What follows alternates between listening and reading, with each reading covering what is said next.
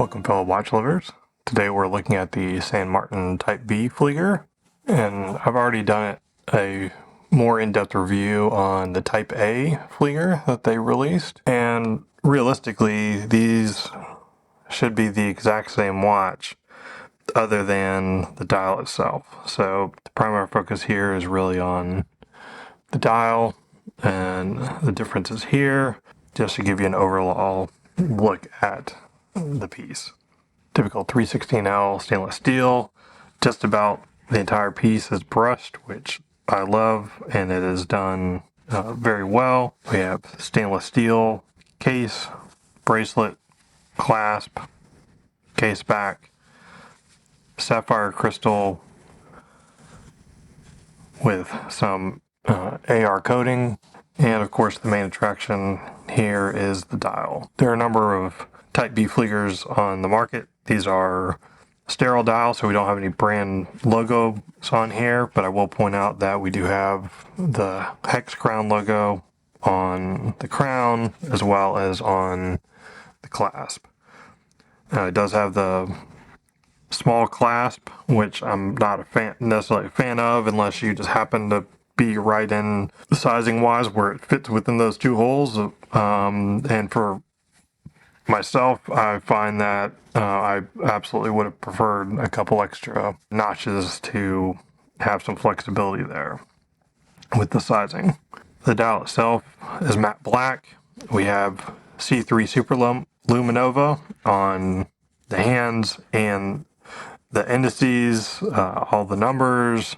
That makes for some rather impressive lume, given sort of the amount of the dial that is actually printed with that lume, or have the painted lume. A primary criticism of the Type B or this particular Type B is really the hands, and the hands I think need to either be a little bit bigger or have some coloring around them. You'll see on some other models where they may have some blue around the hands to make them stand out more on the dial.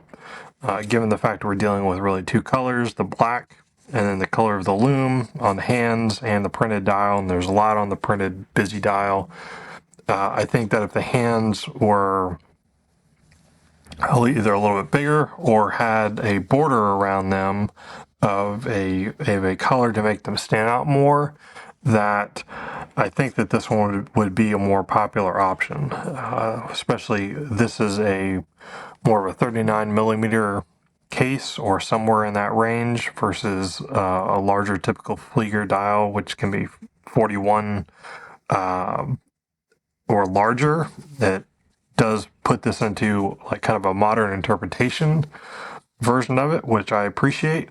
But given the smaller size, I think that it would have benefited from a different handset on this piece.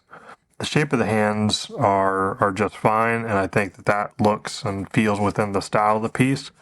But if you hold it side by side with the Type A that they've done, you can just see that even though that you have that sunray dial effect on the Type A, that the hands just stand out so much more on the Type A dial than they do on the Type B dial, given the size and proportion of these pieces. Stylistically, I think the Type B has a more casual and tool watch look than even the Type A does.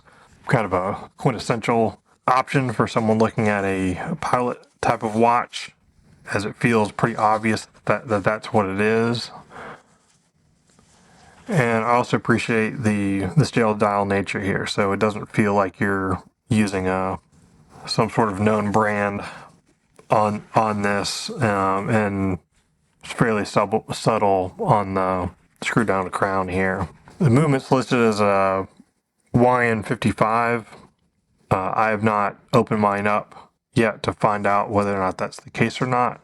I will say that on mine, the winding feels a little bit more like an NH35 than it does the YN55. My Type A definitely has a YN55 in it. To me, there's no question when I'm winding it, I can feel kind of that a little bit of the grit there that's typical of the YN55 versus the NH35. But on mine, I would almost be a little bit surprised if this does actually have a YN55, given how smooth the winding action is.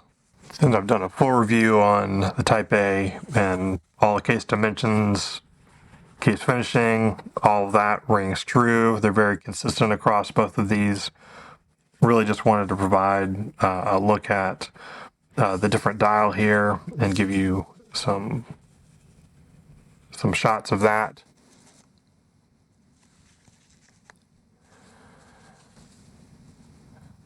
I think the smaller size than a typical Flieger make this a very wearable everyday type of watch, whereas a larger true Flieger really needs to fit into a more completely casual look, and certainly isn't really work well underneath a long sleeve shirt and that type of thing. So this one I think is well proportioned for actual day-to-day usage, and I think it's a pretty good versatile look to it as well.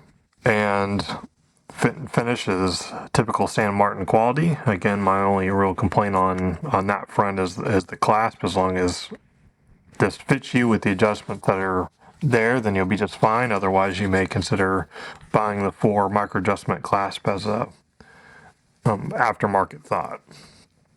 But I just want to provide a quick overview of this piece, show it to you, and give a couple brief thoughts on it. Certainly check out my other review of the Type A if you're interested in this piece, and that will give you a little bit more insight.